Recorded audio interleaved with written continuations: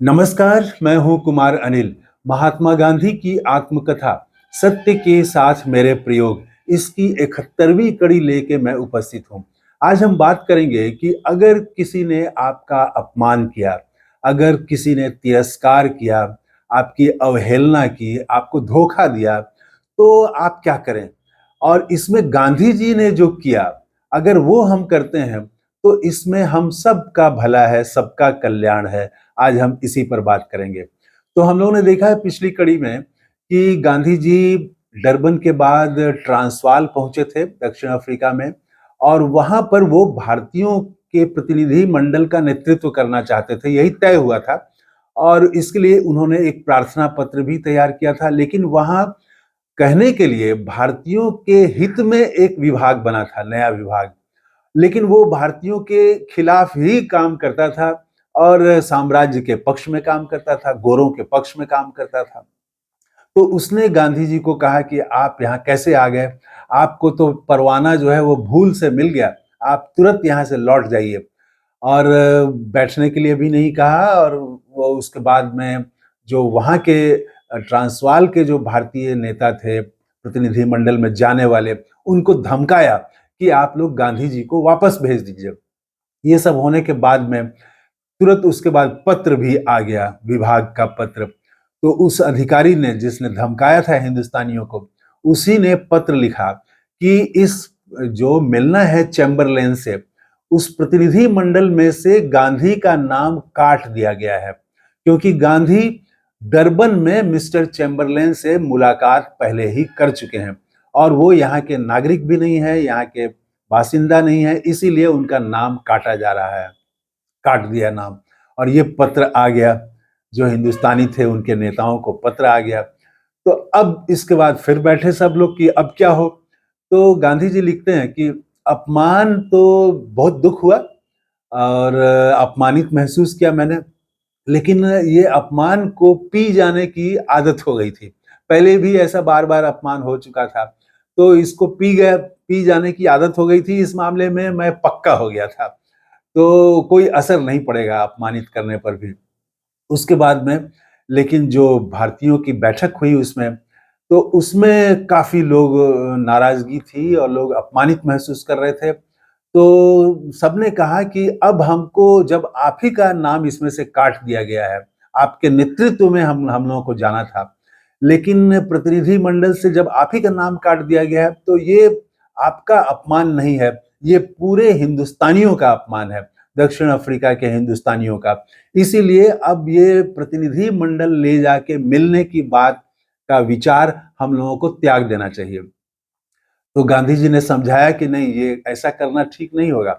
अगर आप लोग चैम्बरलेन से मिलके अपनी मांग पत्र को नहीं सौंपेंगे, तो माना जाएगा कि यहाँ हिंदुस्तानियों को कोई तकलीफ नहीं है।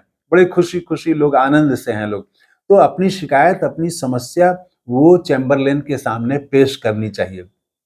इतने में तैयब सेठ जी तो बहुत प्रतिष्ठित थे, और तैयब सेठ जी उठे और उन्होंने कहा कि ये आपका अपमान नहीं है, ये पूरे हिंदुस्तानियों का अपमान है, और हम अपमान बर्दाश्त नहीं कर सकते, और हम जो है वो ये नहीं जाएंगे हम लोग। तो वो पूरे जोश में और आक्रोश में बोल रहे थे। तो इस पर गांधी ने कहा कि लिखते हैं गांधी जी कि ये जोश तो अच्छा है, लेकिन इसका उपयोग कुछ भी नहीं है।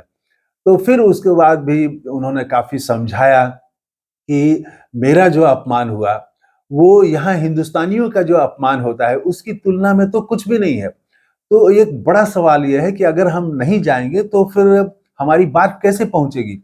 इसीलिए पहुँचाना चाहिए अपनी बात। और फिर तब उन्होंने तय किया कि अच्छा ठीक है। और एक दूसरे बैरिस्टर थे, हिंदुस्तानी बैरिस्टर थे, वो मिस्टर गॉडफ्रे।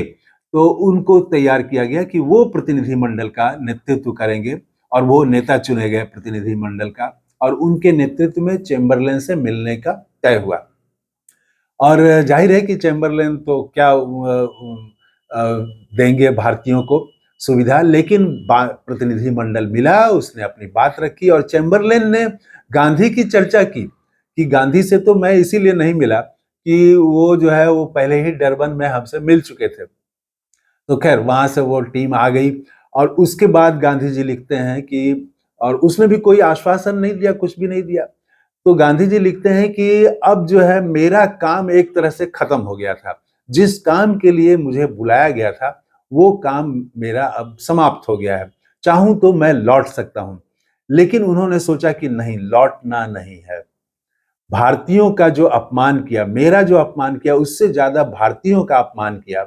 और भारतीयों की ये विषम परिस्थिति बताती है। वो लिखते हैं कि कुत्तों की तरह का जीवन वहां पर है दक्षिण अफ्रीका में, बार बार अपमानित होना पड़ता है। तो इसका तो जवाब देना पड़ेगा, इसका तो मुकाबला करना पड़ेगा। और ये जो भारतीयों के लिए एक विभाग खोल दिया गया है, कहने को वो भारतीय हित के लिए है, लेकिन वो ज्यादा ही वो भारतीयों के खिलाफ वही काम करने का, वो अंग्रेजों के भारतीयों के खिलाफ काम करने का वो माध्यम बन गया है। तो उसके खिलाफ लड़ना पड़ेगा। तो इसीलिए उन्होंने सोचा कि मैं अब तुरंत जो है साल भर के भीतर लौट जाने का विचार मैं छोड़ता हूं। उन्होंने कहा, वहां दक्षिण अफ्रीका के अपने साथियों को, ट्रांसवाल के लोगों को कहा कि अगर आप मुझे इजाजत दे भी देंगे तो भी मैं नहीं जाऊंगा, और ये जो नया विभाग खुला है इससे मुकाबला करना पड़ेगा, इससे लड़ना पड़ेगा, और इससे लड़ने की हिम्मत मुझ में है। और उसके बाद वो फिर जो है वो तुरंत लौट जाने का, जिस काम के लिए गए थे वो काम तो पूरा हो गया। चैम्बरलेन तो अब चले गए, इंग्लैंड चले गए। तो चाहे तो गांधी लौट सकते थे, लेकिन गांधी नहीं लौटे और वहीं बसने का उन्होंने फिर से निर्णय लिया।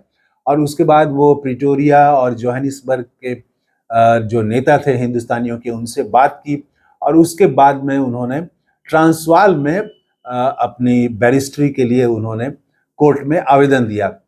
उनको आशंका तो थी कि वकील संघ जो है वो विरोध करेगा, लेकिन वकीलों के मंडल ने विरोध नहीं किया और अदालत ने भी उनको इजाजत दे दी। तो वहां प्रैक्टिस करने की उनको इजाजत मिल गई, और फिर उन्होंने जोहानिसबर्ग में एक घर लिया किराए पर, और अपना एक दफ्तर खोल लिया। तो गांधी जी क्या अपमान हुआ। तो गांधी जी अपमानित होने के बाद में कोई अगर तिरस्कार करे तो क्या करते हैं हम लोग उससे बातचीत बंद कर देते हैं, उसके यहाँ जाना छोड़ देते हैं, वो रास्ता छोड़ देते हैं। कई बार तो लोग शहर बदल देते हैं, इतना आक्रोश में आकर के। गांधी जी ने क्या किया, वो शहर भी नहीं छोड़ा उन्होंने, और वो न उन्होंने काम छोड़ा। उनका कहना यह है कि अपमान अगर किसी ने किया तो उस अपमान को भूल जाइए, और अपना जो कर्तव्य है उसको आप याद करिए। जो बीत गई बात है उस पर विचार करने से अच्छा है कि आप आगे क्या करना है इस पर विचार करिए। तो अगर कोई अपमानित करे, आपका भी, मेरा भी, मुझे भी कोई अपमानित करे, तो हम सबको यही करना चाहिए कि वो अपमान को भूल के, बीती बात को भूल के, अभी क्या करना उचित होगा, जो हमारा कर्तव्य है उसको करना चाहिए। तो इसमें हम सबका भला है, हम सबका कल्याण है। इस वीडियो में इतना ही। थैंक यू, धन्यवाद, जय हिंद।